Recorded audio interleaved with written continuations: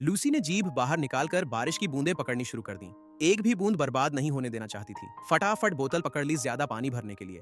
लेकिन तभी उसे उल्टी जैसा आने लगा। बारिश का पानी जंग से भरा हुआ था।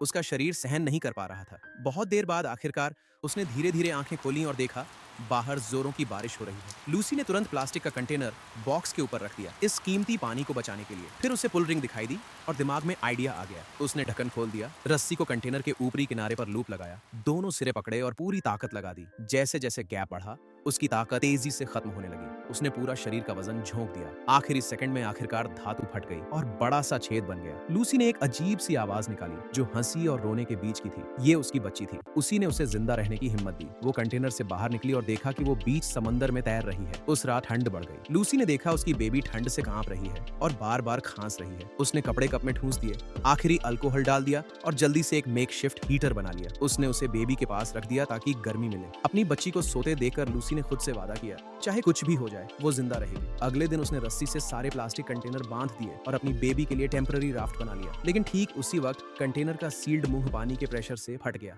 खतरा महसूस करके लूसी अंदर भागी लीक बंद करने, लेकिन कंटेनर बहुत तेजी से डूब रहा था। राफ्ट जिस पर उसकी बेबी थी बहाव में बह गया। उससे भी बुरी बात, लूसी का पैर रस्सी में फंस गया। उसने पानी के अंदर चाकू पकड़ी खुद को आजाद करने के लिए, लेकिन काट पाती उससे पहले ही सांस खत्म हो गई। जब वो ऊपर आई तो कंटेनर पूरी तरह गायब होने वाला था। लूसी के पास कोई चारा नहीं था, उसे फिर से डाइव करना पड़ा। रस्सी उससे ज्यादा मजबूत निकली। अगर हवा खत्म होने से पहले न काटी तो वो डूब जाती। क्रिटिकल मोमेंट में आखिरकार रस्सी टूट गई। लूसी सांस लेते हुए ऊपर आई, लेकिन अब उसे अपनी बेटी कहीं नजर नहीं आ रही थी। लूसी ने बेबी को आवाज दी बेकरार होकर। तभी कुछ बहुत बड़ा चुपके से पास आया। एक व्हेल वो बेबी के नीचे से तैर गया और धीरे से पानी की पतली धार छोड़ दी। स्प्लैश बेबी के चेहरे पर पड़ा, उसे जगा दिया और वो रोने लगी। वो रोना सुनकर लूसी को आखिरकार पता चल गया। उसने व्हेल को जाते देखा और मन ही मन शुक्रिया अदा किया। लूसी पूरी रात समंदर में तैरती रही, राफ्ट को चिपके हुए। अपनी आखिरी हिम्मत से उसने बचे हुए फिश स्लाइस समंदर में एक एक करके फेंक दिए। उसका प्लान था कि खाने की तलाश में सीगल्स को आकर्षित करें और घूमते पक्षी पास से गुजरने वाली नावों को दिखा देंगे। लकीली पास की फिशिंग बोट ने नोटिस कर लिया। बोट पर बैठी औरत ने अपने पापा से कहा, सीगल्स की तरफ मोड़ दो।